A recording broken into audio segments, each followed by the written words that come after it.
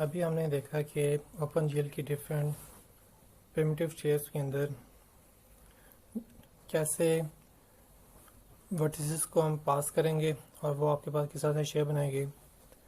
तो अब ज़रा हम इसकी प्रोग्राम की तरफ आते हैं। इस प्रोग्राम को डिस्कस करने का मकसद ये नहीं है कि हमने हर प्रिमिटिव को इंडिविजुअली डिस्कस करना है, वो हम पहले डिस्कस कर चुके हैं। सिर्फ यहाँ पे ये प्रोग्राम देखने का मकसद ये है कि अगर हम डिफरेंट प्रिमिटिव्स को एक साथ प्रोग्राम में यूज़ करना चाहें तो फिर हमें क्या ख्याल रखना चाहिए और कैसे करना चाहिए।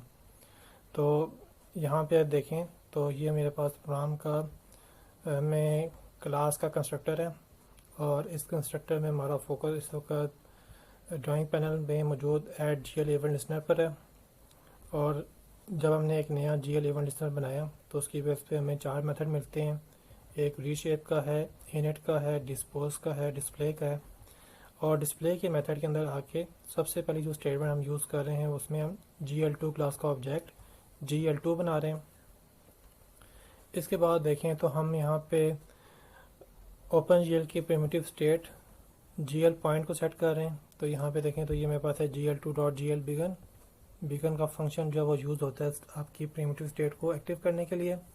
और इसमें हमने बताया कि हमने पॉइंट्स के ऊपर काम करना है और पॉइंट्स के बाद हम जो है वो इसको कुछ कलर प्रोवाइड कर दिया, जैसे कि इस वाली सूरत में यहाँ पे हमने वाइट कलर प्रोवाइड किया और हमने एक लूप लगा के कुछ वर्टिस पास करके कुछ पॉइंट्स को हमने प्लॉट करवा लिया।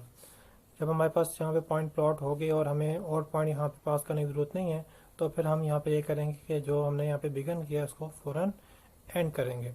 तो यहाँ पे एंड करने का मतलब ये कि हमारे पास ये वाली स्टेट है ये आपकी इनएक्टिव स्टेट हो गई है। इसके बाद आपने यहाँ पे किया GL बिगन, क्योंकि अब हम यहाँ पे लाइन बनाना चाहते हैं तो उसके लिए हमें दोबारा से बिगन करना पड़ेगा और उसकी स्टेट बतानी पड़ेगी।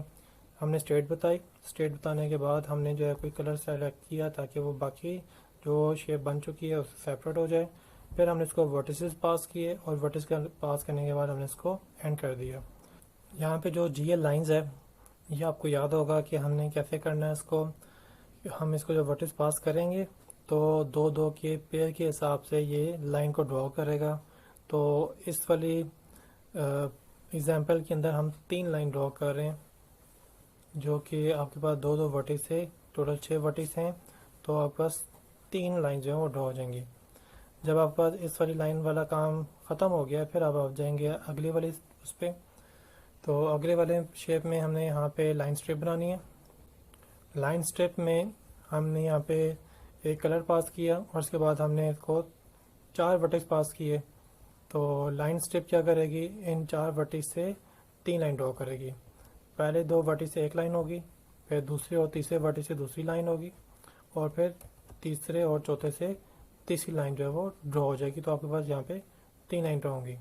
तो आप यहाँ पे देख सकते हैं कि मैंने 1 टाइम जो है वो डिस्प्ले का मेथड यूज़ किया है और डिस्प्ले के अंदर मैं मल्टीपल शेप जो है वो बनाता जा रहा हूँ।